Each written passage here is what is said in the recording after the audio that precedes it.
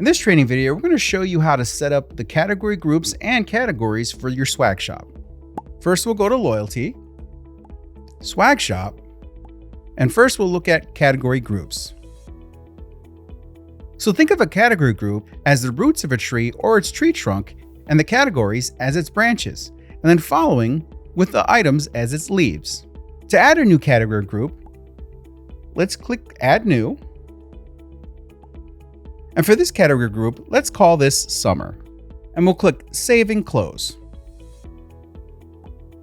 Next, we'll go to our categories. We'll add a new. For this category, let's call this 4th of July. And for the group, let's select Accessories. For the description, we can call this Big Summer Blowout. For our standard shipping, we have a couple of options. We can allow standard shipping and store pickup, force in-store pickup only, and force standard shipping only. For this training, we'll choose force in-store pickup only. Let's save and close.